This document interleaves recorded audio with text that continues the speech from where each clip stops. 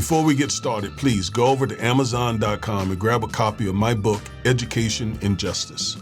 If you have an African-American son in public school, you need this book because I teach you the many ways that public schools mistreat African-American boys and what you can do to help your son. So go over there and get your copy immediately.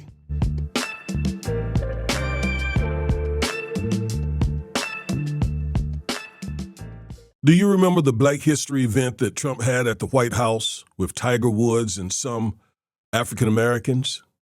I said then that it was all a hoax, a show that really insulted our intelligence.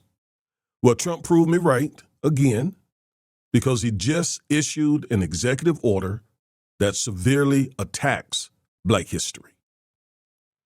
It specifically targets the Smithsonian's National Museum of African American History and Culture. And it tries to erase our story from the national record altogether.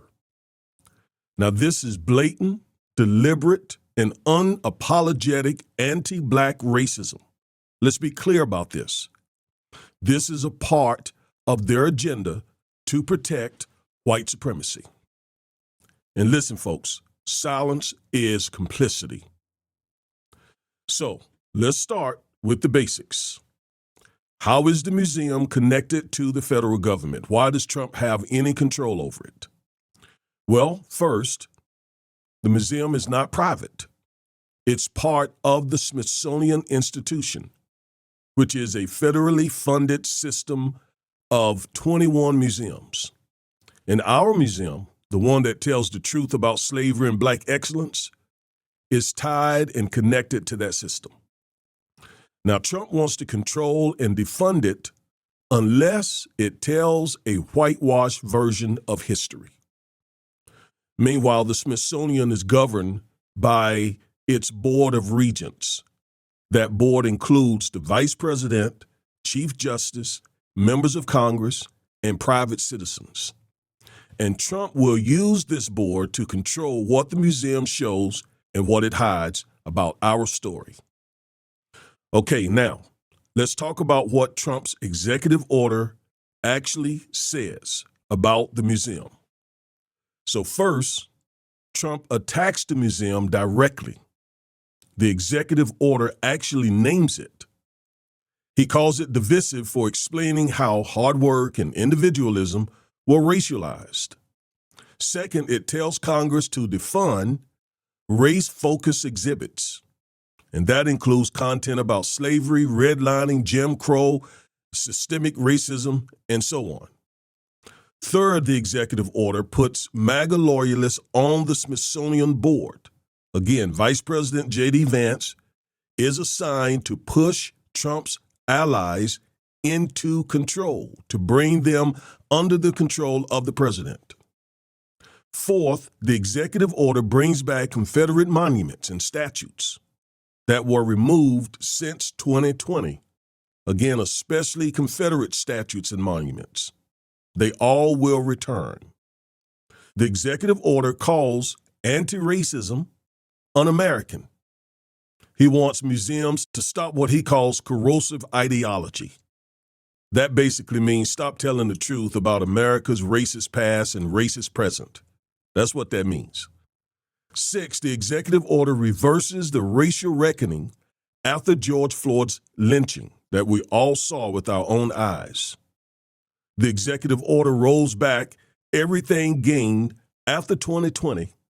Again, that includes statue removals, museum exhibits, and just honest conversation about where we are as a nation regarding race. And the executive order is openly racist in tone and impact.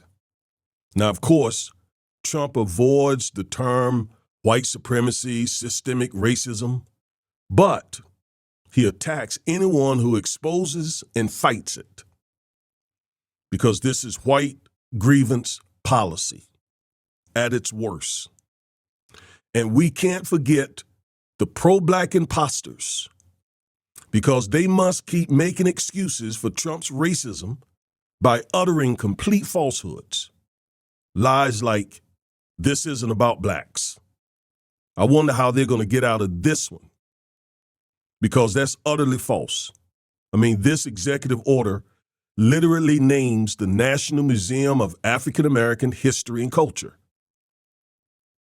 So this is a direct assault on African Americans.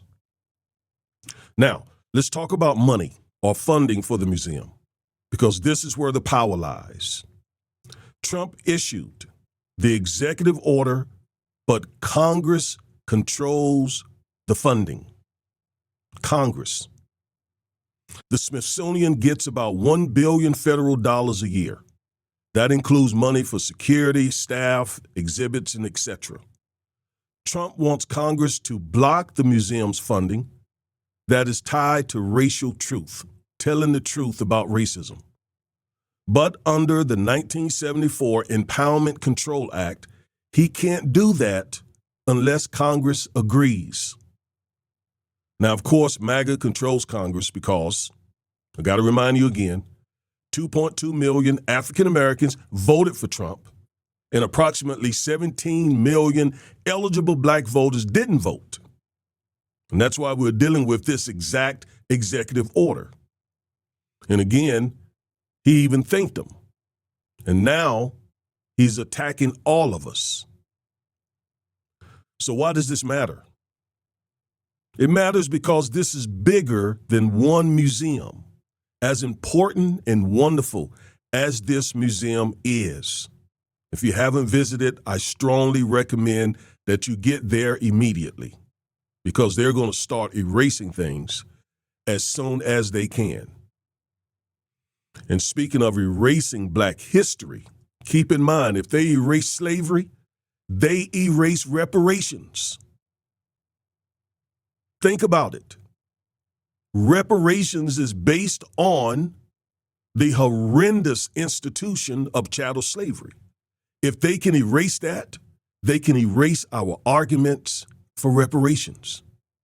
If they erase Jim Crow, then they erase voting rights violations. If they erase redlining, they erase economic injustice.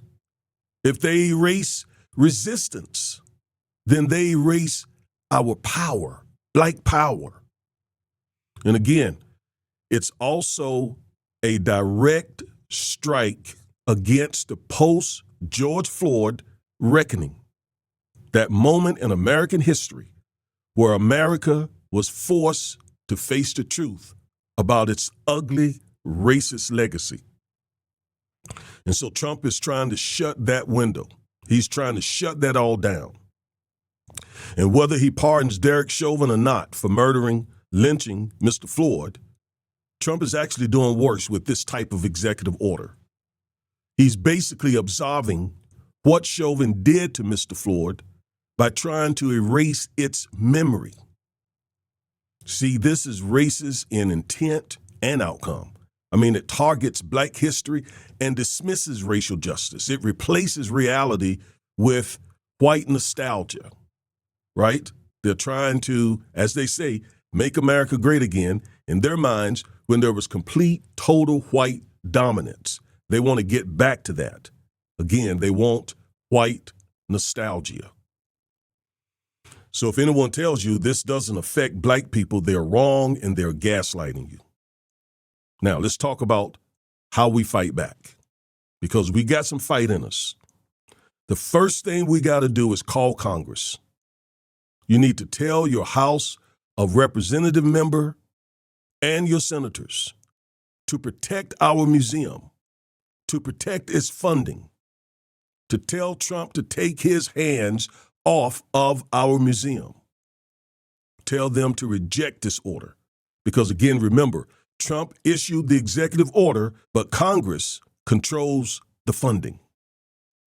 We also must support the museum, join it, visit it, donate to it, organize a local fundraiser, because private funding helps defend this museum. Also, let's take control of the narrative, right? Let's post Black history facts all over our social media platforms, TikTok, Instagram. Let's let America not forget its history. You see, we don't have to sit back. We're not dependent upon legacy media. We don't have to go and buy commercials from television or radio. No, we can tell our story using social media. So post Black History facts. Share your family story. Educate people online and offline. For example, next Friday, April 4th, 2025, is the 57th anniversary of Dr. King's assassination. Let's remind America of the evil that happened to Dr. King 57 years ago, coming April 4th of 2025. The evil not only that they did to him, but also to his family. We must also vote in every election. This executive order would not be in existence today had not 2.2 million blacks voted for Trump and approximately 17 million eligible black voters had not voted the couch. So don't let anyone take your vote from you, talk you out of your vote, tell you that your vote doesn't matter. We see how important our vote is. We're living the consequences of whether we voted or not. So don't let anyone talk a hole in your head about voting. Of course, voting matters. We cannot allow our votes to be stolen from us via voter suppression or through pro-black imposters' lies, because that will enable white supremacists to do precisely what we're dealing with.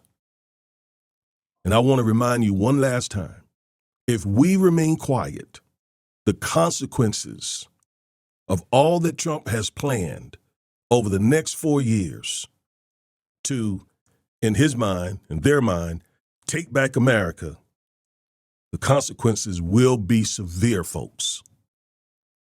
I mean severe.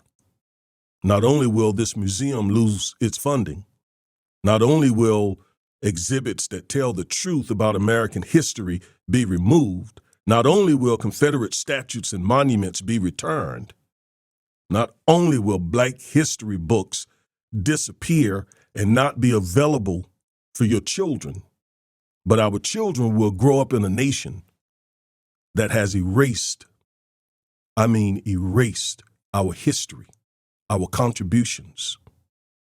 That is alarming. That is a page straight out of the playbook of authoritarianism. Authoritarian dictator-type leaders have done these exact things around the world for decades. So we know what this is. Remember, Trump is the walking embodiment of white backlash and white grievance. That's who he is. I don't care how charming he presents himself. That's who this man is. The walking embodiment of white grievance, white backlash, and white supremacy. All right, I'm Reverend and Civil Rights Attorney Augustus Corbett. Remember, stay woke.